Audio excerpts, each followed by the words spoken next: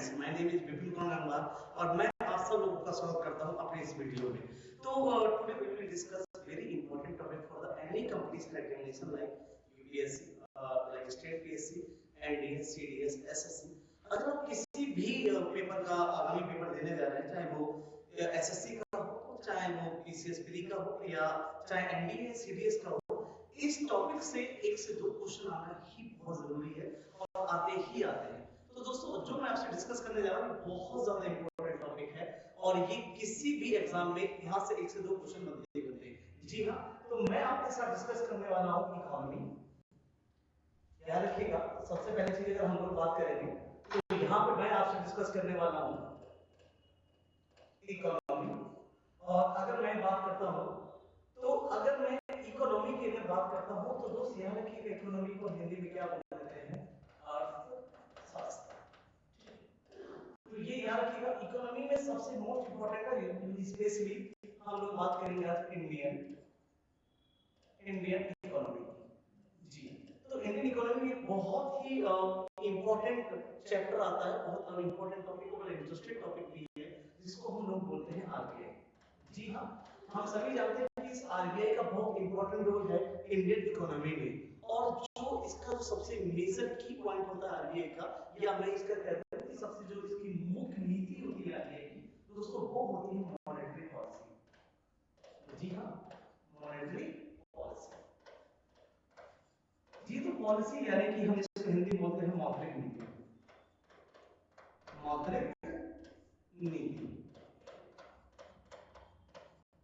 ठीक है। अगर दोस्त मौद्रिक नीति के बारे में बात करें तो मौद्रिक नीति में हमको दो प्रकार के टूल्स देखने को मिलते हैं, एक होता है क्वांटिटेटिव, एक होता है क्वालिटेटिव। जी हाँ, क्वांटिटेटिव और क्वालिटेटिव ये बहुत इंपॉर्टेंट रोल है हमारे इंडियन इकोनॉमी में, किसका? मॉनेटरी पॉलिसी का।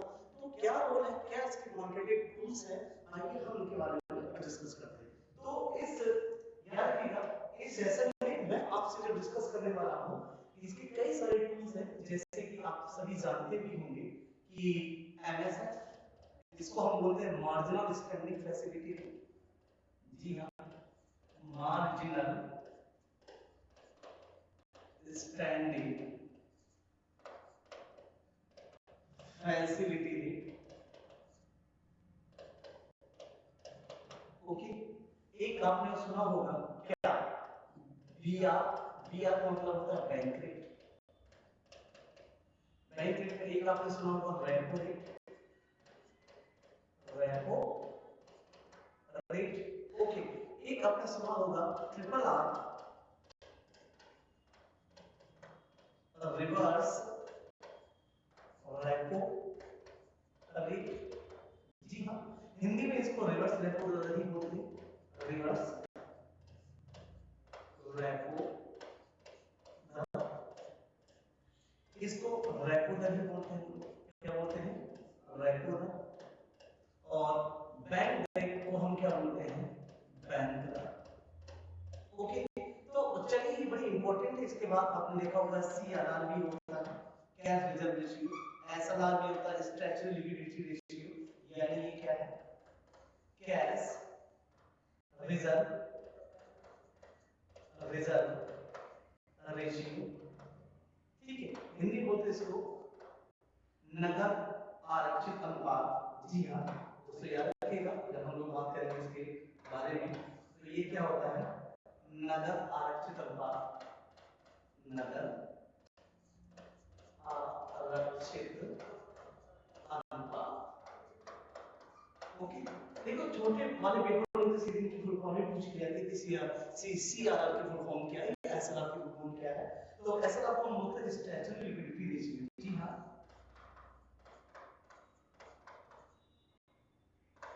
Statutory liquidity ratio.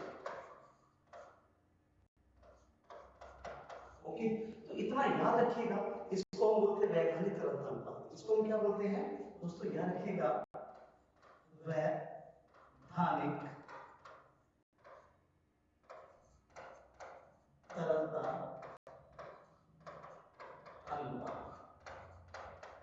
ठीक है, तो ये बड़े इंपॉर्टेंट की फैक्टर है हमारी इंडियन इकोनॉमी के लिए, और आरबीआई का बहुत इंपॉर्टेंट रोल अदा करता है हमारे भारतीय अर्थव्यवस्था में। और वो जो रोल अदा करता है वो हमें कहीं ना कहीं आरबीआई में के लिए ये जो टूल्स है बेटा बहुत ज्यादा इंपॉर्टेंट की फैक्टर है। और यहाँ से सीधे 1 से 2 नंबर का क्वेश्चन आपसे पूछा जाता है कि आरबीआई की मॉनेटरी पॉलिसी क्या है, कैसे मनी को आरबीआई बाजार में ज्यादा सप्लाई करता है और ज्यादा सप्लाई कैसे कम करता है, इन्फ्लेशन कंडीशन होती है तब आरबीआई क्या करता है, डिफ्लेशन कंडीशन होती है आरबीआई तब क्या क्या करता है। ये सारे जो की फैक्टर है वो सब यही से हम लोग समझेंगे, ठीक है ना।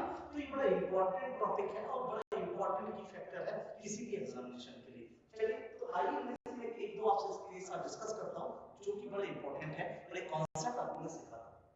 तो दोस्तों अगर मैं बात करता हूं सबसे पहले चीज मैं बात करूंगा पहले दो के बारे में। एक है बैंक रेट यानी कि बैंक दर, और दूसरा होता है दोस्त याद रखिएगा क्या, डबल आर यानी कि रेपो रेट, रेपो रेट, ठीक है। अब ये क्या है देखिए, बेसिकली जो बैंक रेट है आज इसका उपयोग जो आरबीआई को नाममात्र के रूप में करता है, पेनल्टी के रूप में, पेनल रेट के रूप में आज इसका प्रयोग किया जा रहा है आरबीआई के द्वारा। पर जो बहुत ज्यादा मोस्ट इंपोर्टेंट है इंडियन इकोनॉमी के लिए और इंडियन की अर्थव्यवस्था की तरलता को सुनिश्चित करने के लिए वो है याद रखना रेपो रेट। और ये आपने सुना होगा triple R reverse repo rate, जिसके बारे में मैं अभी आपको बता चुका हूं, ठीक है। आइए हम इनके बारे में थोड़ा सा डिटेल में लेते हैं, एक कॉन्सेप्ट सीख लेते हैं कि क्या होता है। तो सबसे पहले दोस्त अगर मैं बात करता हूं यहां से एक वर्ड आता है लिक्विडिटी। लिक्विडिटी, लिक्विडिटी को हम हिंदी में बोलते हैं तरलता। क्या बोलते हैं? तरलता। तो दोस्त अगर बाजार में इस तरलता को क्या करना है, बैलेंस करना है या इसको मैनेज करके रखना है, तो आरबीआई या ये आरबीआई के लिए ये दो बहुत मेजर फैक्टर है। क्या है?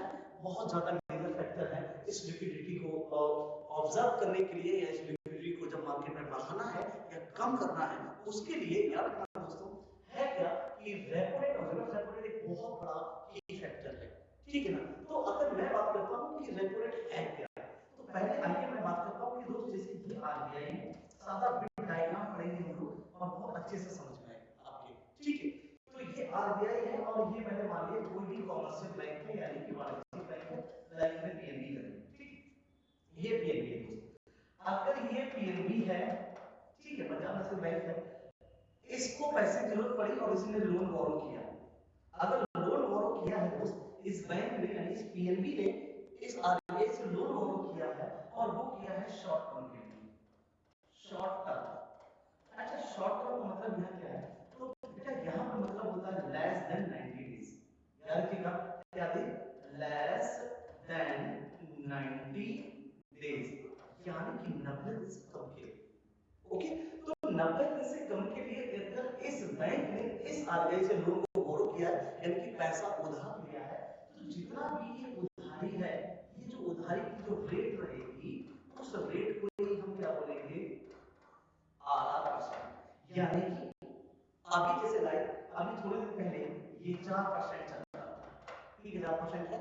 और 4% का मतलब ये कहां 4% का मतलब है, ये थोड़ा जान लो कि देखो 4% का मतलब है कि इस पीएनबी ने इस आरबीआई से लोन लिया है, तो उस लोन के रेट को हमने क्या बोला है, रेपो रेट बोला है। और रेपो रेट जो हमने इसको बोला है, तो ये याद रखिएगा सबसे पहले ये रेपो रेट हमने इसको बोला, और रेपो रेट की जो रेट है वो कितनी है, वो है 4%। यानी कि अगर इस बैंक ने लोन लिया है तो उसको कितना ब्याज देना पड़ेगा, 4% की रेट से इसको ब्याज देना पड़ेगा किसको, आरबीआई। आई होप इतनी बात आपको क्लियर हो गई होगी। अच्छा कभी कभी आपने देखा है कि ये बढ़ जाता है या घट जाता है, जैसे मान लीजिए मैंने इसको कर दिया 4.5% या फिर मैंने इसको बढ़ाकर कर दिया 5%, इसका मतलब क्या, इसका मतलब हुआ क्या, इसका मतलब ये है कि जो रेट थी मैंने बढ़ा दी, यानी आरबीआई ने क्या किया कि जिस रेट पर बैंक लोन ले रही थी उसने उन रेट को बढ़ा दिया, यानी मॉनेटरी पॉलिसी के जो टूल्स हैं उनके रेट को इंक्रीज कर दिया। तो इसका कहने का मतलब यहाँ पे ये है कि दोस्तों कि आप इस बैंक को इस आरबीआई से जो लोन मिलेगा वो महंगा मिलने लगेगा। कैसा मिलने लगेगा, महंगा। क्यों महंगा मिलने लगेगा, क्योंकि ये रेट बढ़ रही है। अगर दोस्तों इस बैंक को आरबीआई से लोन क्या मिला है, महंगा मिला है। तो आप मुझे बताइए कि बैंकें भी अपने जो लोन पब्लिक को देती है उसके रेट बढ़ाएंगी? बिल्कुल बढ़ाएंगी। अगर बढ़ाएंगी तो यानी कि लोगों को पैसा महंगा मिलेगा, लोगों को पैसा महंगा मिलेगा तो लोग लोन कम लेंगे या पैसा कम borrow करेंगे। अगर दोस्त पैसा लोगों के पास कम जाएगा तो लोग कहीं ना कहीं पे वस्तु और सेवाओं का प्रयोग कम करेंगे, यानी कि कम खरीदेंगे। अगर जब हम कोई वस्तु सेवा को कम खरीदते हैं तो याद रखना जिसकी मांग कम होती है उसके मूल्य भी कम हो जाते हैं। ये बहुत अच्छे से याद रखिएगा। यानी कि कहने का मतलब शॉर्ट में मैं आपको बताता हूँ कि if repo rate increase by RBI, money supply also decrease in market. सीधी सी चीज है, अगर आरबीआई ने मार्केट में रेपो रेट की रेट दर को बढ़ा दिया तो इसका कहने का मतलब है कि लोन रेट महंगे हो जाएंगे और बाजार में पैसे की तरलता है वो कम हो जाएगी, यानी मनी फ्लो बाजार में कम जाएगा। ये बहुत अच्छे से आपको समझ में आना चाहिए। अगर दोबारा रिवर्स में क्या करो, कभी कभी आपने देखा जिसको घटा दिया, मतलब घटा के मैं इसको कर देता हूं 3.5%। 3.5% का मतलब कहने का मतलब क्या है कि अब अगर ये बैंक इस आरबीआई से लोन लेती है दोस्त, तो होगा क्या, ये लोन अगर आप इस रेट पर मिल रहे हैं तो ये सस्ते मिलेंगे। इस बैंक को अगर सस्ते मिलेंगे तो हम सभी जानते हैं कि बैंक भी अपने लोन रेट क्या करेगी, सस्ते करेगी। अगर लोन रेट बैंकों ने सस्ता किया तो पब्लिक को लोन सस्ता मिलेगा, पब्लिक को लोन सस्ता मिलेगा तो पब्लिक लोन ज्यादा लेगी, और ज्यादा लेगी तो कहीं ना कहीं वो गुड्स और सर्विसेज को ज्यादा परचेज करेगी, यानी वस्तु और सेवाओं की मांग बढ़ाएगी, और वस्तु और सेवाओं की मांग बढ़ेगी तो दोस्त उसके मूल्य बढ़ेंगे। तो हम ये कह सकते हैं कि अगर आरबीआई को मनी सप्लाई इंक्रीज करनी है मार्केट में तो वो अपने मॉनेटरी पॉलिसी टूल्स को कम कर देता है और मनी फ्लो सर्कुलर मार्केट में बढ़ जाता है। ये बहुत बड़ा की फैक्टर है। हालांकि मैं केवल अभी आपको रेपो रेट को लेकर समझा रहा हूं, रिवर्स रेपो रेट भी यही काम करता है, सीआरआर से भी यही काम हो सकता है। तो कई सारे इंपॉर्टेंट टूल्स हैं जो आपको समझने हैं, ठीक है ना। तो ये आपने समझ लिया। सीधी सी चीज मैं आपसे यहां पे कह सकता हूं कि इफ रेपो रेट इंक्रीज तो क्या हो जाएगा दोस्तों, मनी सप्लाई डिक्रीज हो जाएगी। बिल्कुल इसका वाइस वर्सा, उसका उल्टा है, अपोजिट है। इफ रेपो रेट डिक्रीज तो दोस्तों क्या हो जाएगा, मनी सप्लाई क्या हो जाएगी, ये इंक्रीज हो जाएगी। ये बहुत अच्छे से आप समझिएगा, एक कॉन्सेप्ट है, और ये कॉन्सेप्ट आपको अगर समझ में आ गया तो आपको बहुत अच्छे से कोई सी चीज को आप आराम से क्लियर कर सकते हैं, ठीक है। तो एक बार समझिएगा, देखिए तीनों चीज चार बता रहा हूं मैं। ये है मॉनेटरी पॉलिसी, और इस मॉनेटरी पॉलिसी को आरबीआई ने क्या किया, इसके रेट्स को इंक्रीज कर दिया। तो दोस्तों याद रखना कि मनी जो सप्लाई होगी वो डिक्रीज हो जाएगी। अगर डिक्रीज हो जाएगी तो जितने भी गुड्स और सर्विसेज हैं, याद रखना इनकी डिमांड भी क्या हो जाएगी, डिक्रीज। क्या हो जाएगी, डिमांड। इनकी डिमांड डिक्रीज और डिमांड डिक्रीज हो जाएंगे तो इसके प्राइस भी क्या होने लगेंगे, डिक्रीज होने लगेंगे। आई होप ये चीज बहुत अच्छे से समझ में आनी चाहिए। और ये अधिकतर ये कंडीशन हमको जो देखने को मिलती है दोस्तों, वो देखने को मिलती है इन्फ्लेशन में। इन्फ्लेशन में यानी कि मुद्रा स्फीति में। आई होप आपको इतनी बात क्लियर हो गई होगी और समझ में बहुत अच्छे से आया होगा जो मैं आपको समझाना चाह रहा था। अगर जस्ट इसके अपोजिट की बात करता हूं मैं आपसे, तो मैंने कहा कि अब मैंने मॉनेटरी पॉलिसी को आरबीआई ने क्या कर दिया, यानी जो इसकी मॉनेटरी पॉलिसी के जो टूल्स थे उनको क्या कर दिया, डिक्रीज कर दिया, इनके रेट्स को कम कर दिया। अगर रेट्स को कम करेंगे दोस्तों तो याद रखना मनी जो मनी सप्लाई होगी, ठीक है, वो क्या हो जाएगी, बढ़ जाएगी। अगर बढ़ जाएगी तो दोस्त याद रखना गुड्स और सर्विसेज की डिमांड और प्राइस भी क्या होने लगेंगे, धीरे धीरे इंक्रीज। और ऐसा देखने को हमको जब मिलता है जब बाजार में कहीं ना कहीं डिफ्लेशन की कंडीशन क्या होने लगती है, आने लगती है।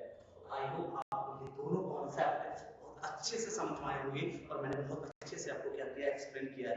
आने वाले क्लासेस में, आने वाले वीडियो में मैं ऐसे ही बहुत छोटे छोटे अच्छे अच्छे कॉन्सेप्ट आरबीआई को लेकर आपको देने वाला हूँ जो आपके आगामी पेपर के लिए बहुत ज्यादा इंपॉर्टेंट होने वाले हैं।